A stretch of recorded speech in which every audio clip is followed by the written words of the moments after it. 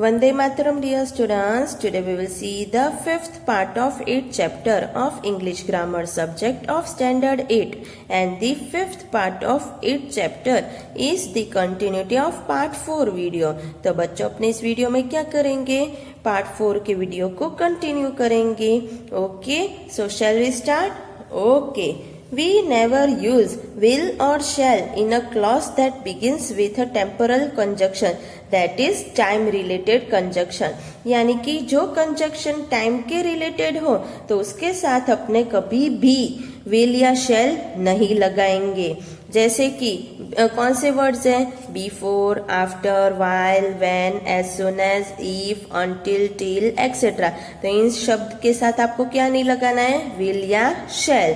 The crops will die before the rain falls. तो ये सही है, बराबर. क्यों?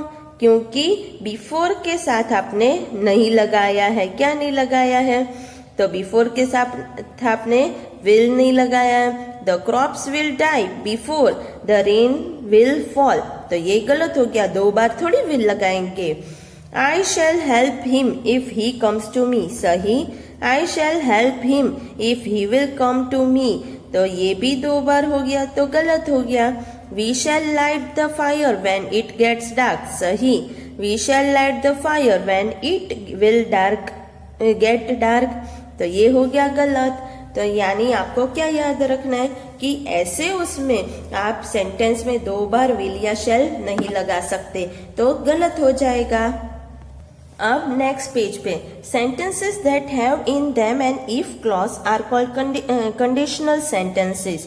Note the verb pattern in conditional sentence.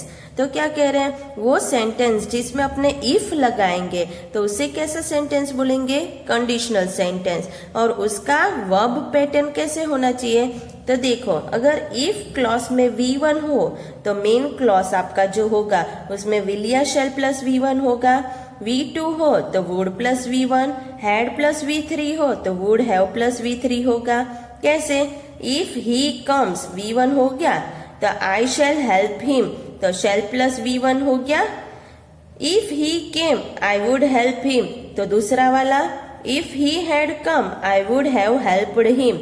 तीसरा वाला हो गया if she works hard she will pass. if she worked hard she would pass. if she had worked hard she would have passed. तो ये दोनों सेंटेंसेस के तीनों form है, वो ऊपर इसके रिलेटेड लिखे हैं तीनों के.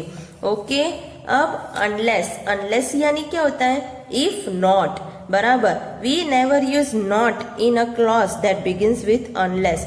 तो जो सेंटेंस उसमें अगर आप अनलेस लगाते हो तो नॉट नहीं लगाना है.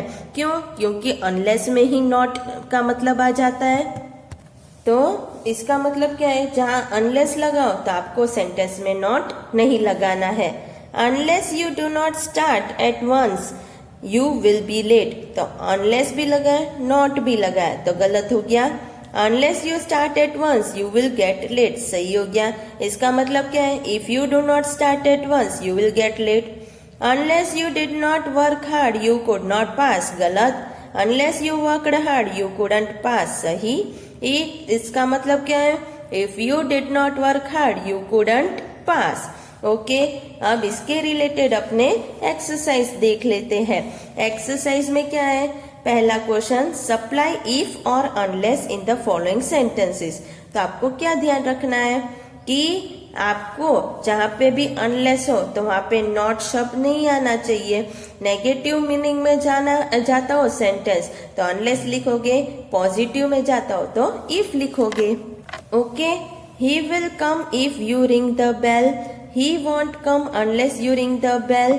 आई will go to the door if I hear the bell. You can learn much if you work harder. I won't go to the door unless I hear the bell. You can't learn much unless you work harder. I shall not write to him unless he writes to me. If you were a bird, you would live in trees. Unless you take a taxi, you can't reach in time. You would have come if you had invited him. तो इस तरह ये exercise करनी है आप लोगों को. अब नेक्स्ट पेज पे question 2, right the 2 other forms of each sentence as shown in the first. तो पहला सेंटेंस जैसे किया है उसी तरह आपको भी दो अलग अलग सेंटेंस बनाने हैं एक सेंटेंस में से। जैसे कि if you play the piano I will sing, तो इसका कैसे किया, if you played the piano I would sing, play का प्लेड कर दिया, विल का वुड कर दिया। If you had played the piano I would have sung, तो यहाँ पे हैड कर दिया, यहाँ पे हैव कर दिया। तो मैंने क्या किया है, यहाँ पे मैंने दोनों फॉर्म के सिर्फ वर्ड्स लिखे हैं, आपको सेंटेंस बना बना के लिखने हैं। जैसे if you went to him he would help you, if you had gone to him he would have helped you, ऐसे बना लोगे sentence. We shall would beat the thief if we caught him, if we shall would have beaten the thief if we had caught him, ऐसे बनाने हैं। तो ये sentences ऐसे आप लोगों को बना लेने हैं। मैंने जो भी वर्ड के फॉर्म है वो आपको लिख के दिखा दिए हैं, आपको रीराइट अप की नोटबुक में करना है। ओके, अब क्वेश्चन 4 क्या है, तो देखो द हॉर्स विल किक का क्या होगा, would kick you if you went near it. दूसरा कैसे बनाओगे, the horse would have kicked you if you had gone near it, he could solve your problem if you went to him, he could have solved your problem if you had gone to him, if the principal came into the room he would be angry, if the principal had come into the room he would have been angry, if you did these exercises you would get very good marks, if you had done these exercises you would have got very good marks, if Shah Jahan came back to life, he would rush to Agra to see the Taj. If Shah Jahan had come back to life, he would have rushed to Agra to see the Taj. तो ऐसे ये exercise करनी है। Okay, अब next क्या है, question 3, fill in the blanks with the correct tense form of the verbs given in bracket. Bracket में जो वर्ड दिया है उसको आपको करेक्ट टेंस फॉर्म में लिखना है। The bell has rung just now. We saw a movie last night. I have been writing letters since morning. फिर 4th, they have been living here since January. It was raining when I reached home. I reached home at 10 last night. She was sleeping when the phone rang. I woke up when the dog started barking. If you are hungry, you can eat something.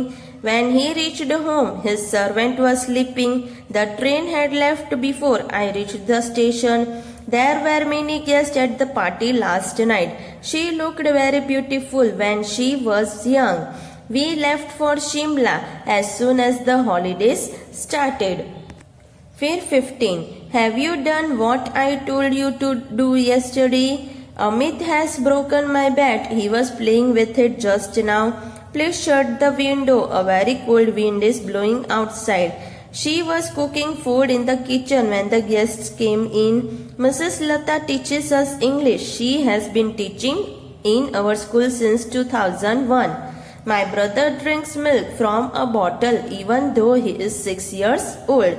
तो ये जो last exercise है ये किसके बारे में है, 12 के 12 टेंस फॉर्म इसमें आ गए, बराबर। तो ये मेंशन नहीं किया इसलिए 12 आ गए। तो आपको ये एक्सरसाइजेस सभी जो रीराइट करनी है नोटबुक में करनी पड़ेगी, बाकी जो फिलअप है वो आपको टेक्स्ट बुक में ही करना है। ओके, तो इसके साथ अपने चैप्टर 8 खत्म होता है। ओके, वंदे मातरम।